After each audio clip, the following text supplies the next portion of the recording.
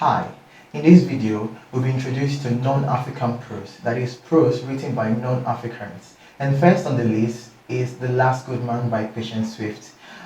By the end of this video, we'll be able to give a plot account of The Last Goodman and also the setting, that is the geographical location where the most events and actions took place in The Last Goodman. We'll also talk about the themes and the characters used by Patience Swift to drive home the message of The Last Goodman. And also, we'll also talk about the language and style used by Patience Swift. And at the tail end of it, we will discuss and treat past questions for SSC and UTME as students preparing for examinations.